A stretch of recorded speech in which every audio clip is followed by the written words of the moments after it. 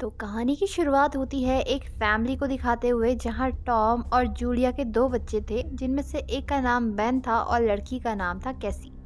Ben का birthday था, इसलिए पूरी फैमिली समुद्र में बर्थडे सेलिब्रेट करने और छुट्टियां एंजॉय करने आती हैं।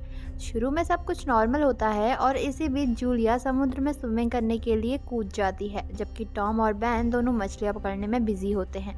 अचानक से जूलिया को पानी में कुछ वाइब्रेशन महसूस होती हैं, लेकिन जूलिया जब आसपास में देखती है तो उसे कुछ भी नजर नहीं आता। तभी कोई चीज उस समुद्र के अंदर खींचने लगती है।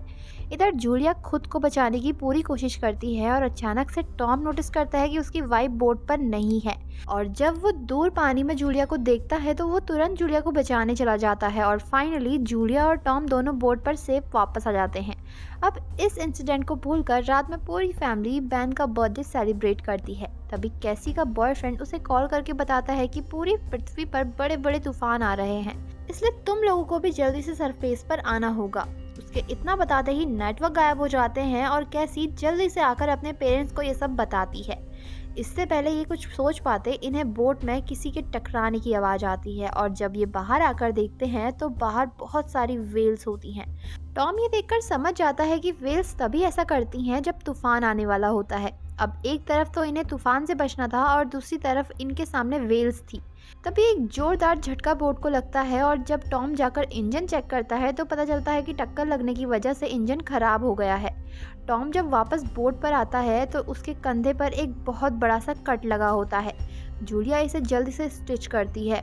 टॉम कहता है कि अभी हम इस इंजन को रिपेयर नहीं कर सकते हैं, हम समुद्र के बीच में फंस गए हैं और अब इन्हें हेल्प के लिए किसी बाहर वाले को बुलाना होगा। कैसी जल्दी से बाहर आकर कॉल करने का ट्राई करती है, लेकिन नेटवर्क नहीं मिल पाते। इधर रेडियो भी पूरी तरीके से बंद हो चुके थे। इन्हें समझ नहीं आ रहा था कि अचानक से ये सब क्यों हो रहा है और कैसे हो रहा है। टॉम अपनी फैमिली को बताता है कि हमारे पास सिर्फ 4 दिन का खाना और पानी ही बचा हुआ है। अब ये लोग डिस्कस कर ही रहे होते हैं, तभी बाहर भयंकर सी आवाज़ आती है और जब पूरी फैमिली आसमान में देखती है तो आसमान से सारी सैटेलाइट्स नीचे धरती पर गिर रहे थे। एक सैटेलाइट तो इनकी बोट के पास भी आने वाला था, इसलिए टॉम बोट के इंजन के डैमेज होने के बाद भी उसे किसी तरह आगे बढ़ाता है और आगे बढ़ाते ही वो सैटेलाइट इनकी बोट की जगह पर आकर गिरता है, लेकिन ये लोग बच जाते हैं। अब इनका इंजन रिपेयर करने लायक भी नहीं बचता और पूरी तरीके से खराब हो जाता है। अब समुद्र में बहुत तेज तूफान उठने लगता है, जिस कारण बोट भी बुरी तरीके से हिलने लगती है और फिर एक जोरदार झटका लगता है और सब लोग यहीं पर बेहोश हो जाते हैं। सुबह जब इन सबको होश आता है तब ये लोग देखते हैं कि इनकी बोट तूफान के झटके की वजह से हर जगह से टूट चुकी है। लेकिन जब ये लोग बाहर का नज़ारा देखते हैं तो इनके पैरों तले ज़मीन खिसक जाती है, क्योंकि जिस समुद्र में तूफान आया था वो अब बंजर ज़मीन बन चुका था। पानी का नामो निशान तक नहीं था। टॉम कंपास निकालकर जब चेक करता है तो इसे पता चलता है कि ज़मीन के सभी पोल्स चेंज हो गए हैं, यानी नॉर्थ पोल पर साउथ पोल आ गया है और साउथ पोल पर नॉर्थ पोल। इसलिए जहाँ डेजर्ट थे वहाँ समुद्र बन गए हैं और जहाँ समुद्र थे वहाँ डेजर्ट बन गए हैं। अब जूलिया सारा खाना इकट्ठा करने लगती है, लेकिन बैन गुब्बारों को हवा में उड़ा देता है ताकि अगर कोई जिंदा हो तो उनकी मदद के लिए आ जाए। टॉम रेडियो के ज़रिए कांटेक्ट करने की कोशिश करता है और तभी टॉम को एक रिस्पांस मिलता है और सामने वाला शख्स बताता है कि मैं सबमरीन का कैप्टन हूँ और मैं भी कल रात के इंसिडेंट को झेल चुका हूँ, जिस कारण मेरे सारे साथी मारे जा चुके हैं। कैप्टन बताता है कि 1 हफ्ते बाद पोल चेंज होंगे, तब दोबारा समुद्र का सारा पानी समुद्र में लौट आएगा और इसकी लहरें बहुत खतरनाक होंगी। इस वक्त तुम लोग समुद्र की गहराई में हो, इसलिए तुम ऊंची सी जगह पर चले जाओ ताकि तुम बच सको। ये सुनकर टॉम कैप्टन से रिक्वेस्ट करता है कि वो उन्हें भी सबमरीन में आने दे। कैप्टन बताता है कि इसमें सिर्फ 3 लोगों की जगह है। टॉम अपने दोनों बच्चों को सबमरीन में भेजने का फैसला करता है और इसके बाद कैप्टन को सारा खाना पानी भी देने के लिए राजी हो जाता है। टॉम अब मैप देखकर ये बताता है कि हम लोग 2 दिन में उस सबमरीन तक पहुंच जाएंगे। ये लोग अब खाना वगैरह इकट्ठा करते हैं और तभी बाहर टॉम की नज़र एक आदमी पर पड़ती है जो कि अपने डॉग को लेकर इन्हीं की तरफ आ रहा होता है। टॉम इसे सर्वाइवर समझकर पानी देता है, लेकिन ये शख्स टॉम पर ही अटैक कर देता है और उसे मार डालता है।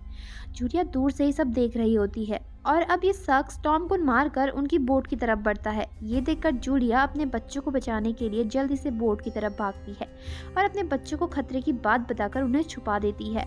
इतने में ही वो अनजान शख्स बोट के अंदर आ जाता है, जिसे देखकर जूलिया वॉशरूम में छुप जाती है और अपने जख्मों को स्टिच करने लगती है।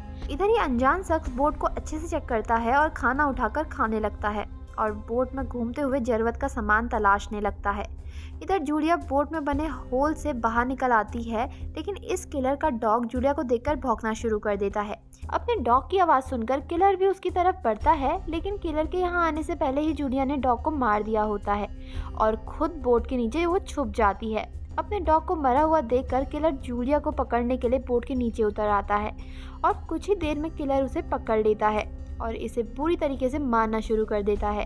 कैसी ये सब छुप कर देख रही होती है, इसलिए वो जल्दी से अपनी माँ को बचाने के लिए फ्लेयर गन से उस शख्स पर शूट कर देती है। इससे वो किलर ज़्यादा जख्मी तो नहीं होता, लेकिन बोट जलने लगती है। जूलिया अपने दोनों बच्चों को लेकर बाहर निकलने लगती है और सरवाइव करने के लिए कुछ खाना इकट्ठा करने का फैसला करती है। दोनों बच्चे जब अपने डैड की डेड बॉडी को देखते हैं तो बहुत रोते हैं।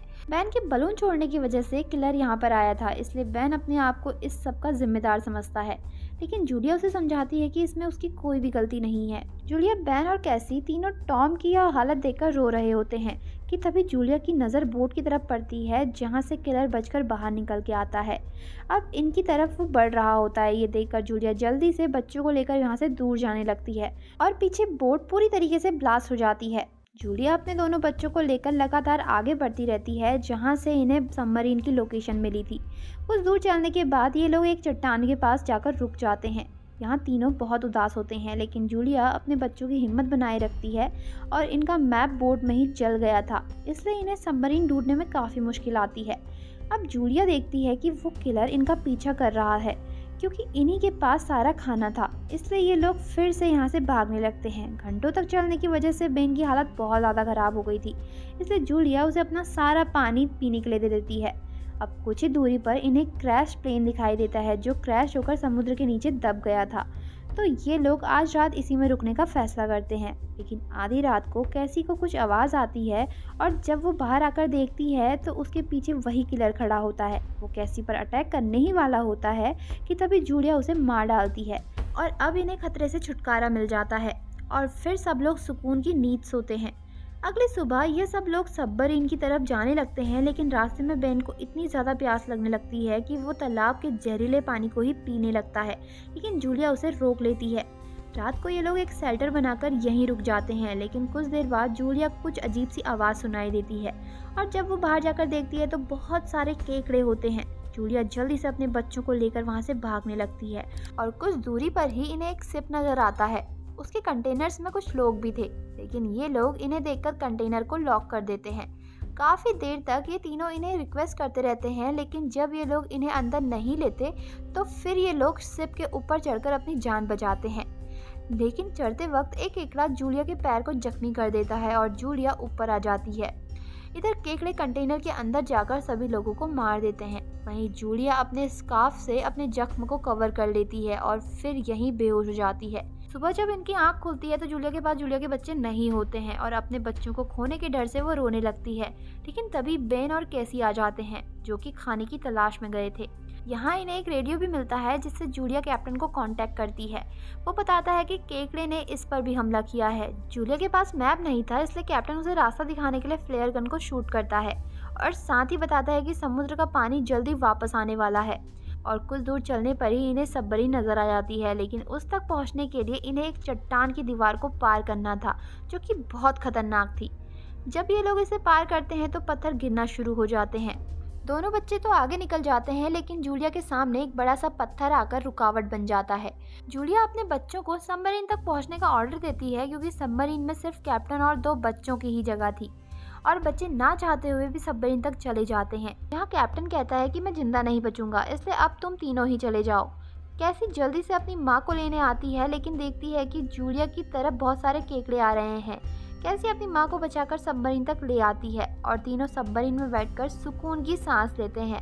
और तभी समुद्र की लहरें बहुत तेजी से आती हैं और झटके के कारण ये तीनों लोग बेहोश हो जाते हैं। और जब इनकी आंख खुलती है तो ये लोग देखते हैं कि तीनों शहर में आ गए हैं और सब कुछ तबाह हो चुका है।